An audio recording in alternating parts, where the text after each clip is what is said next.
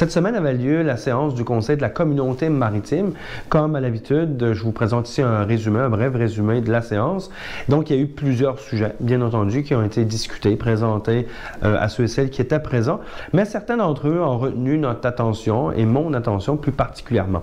Donc, le premier, c'est une très bonne nouvelle. En fait, c'est l'avancement du projet de reconstruction de la maison Marcazade Boudreau, le HLM du côté de Havre-Maison. On se rappellera qu'au départ, avant l'incendie, c'est un hébergement de 17 unités et que suite à l'incendie, on a profité de cet événement-là malheureux pour revendiquer un ajout en termes d'unités d'habitation. Donc, on a demandé 3 logements supplémentaires, ce qui fait en sorte qu'aujourd'hui, la construction achève, donc elle est prévue pour le début de l'été, et la maison Marcazade Boudreau offrira 20 unités d'hébergement au lieu de 17 tel qu'il était constitué auparavant. Hier, ce qu'on a confirmé donc par résolution, c'est notre soutien financier pour cette maison qui va compter 3 unités d'hébergement supplémentaires. Donc, notre contribution augmente par le fait même au prorata des 3 nouvelles unités d'habitation. Donc, les élus ont confirmé cet investissement qui est très, très, très important pour nous et très important pour le village de Havre-Maison. Aussi, hier soir, autre dossier très stimulant et très, très positif pour notre communauté, celui du projet d'écoquartier, situé au cœur du village de Cap-aux-Molles.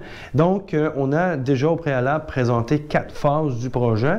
Et là, on s'intéresse à la première phase. La première phase, c'est le secteur de l'ancienne école Marguerite Diouville. On veut implanter des unités d'habitation locative disponibles à l'année en logement abordable dans ce secteur-là. On a confirmé également un partenariat avec l'organisme Le Phare et il y a un partenariat qui est en train de se préciser, de se confirmer avec l'école de cirque.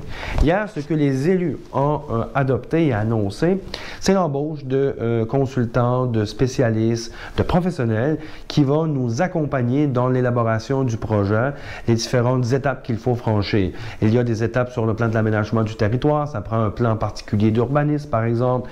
Il faut évidemment développer les différents concepts en termes d'habitation. Il faut structurer, bien déployer chacune des fonctions dans l'espace qui est disponible là-bas. Et pour ça, ça nous prend des professionnels. Donc, il y a un premier mandat qui a été donné.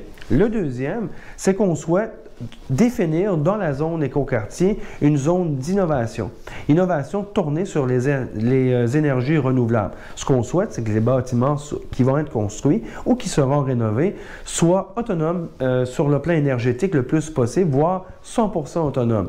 Il y a déjà une collaboration, une contribution d'Hydro-Québec pour le volet micro-réseau, mais on souhaite carrément que la zone devienne une zone d'innovation sur le plan des énergies renouvelables. Donc, voilà, c'est une belle vision d'avenir qui a été présentée par les élus hier soir. C'est un projet qui nous tient à cœur, qui me tient à cœur et qui va permettre de revitaliser tout un secteur, qui va créer des nouveaux logements abordables, des logements accessibles, qui va faire place à des nouveaux commerces, des commerces de proximité, qui va desservir la population ou les citoyens qui vont habiter l'écoquartier, mais également l'ensemble du territoire des îles.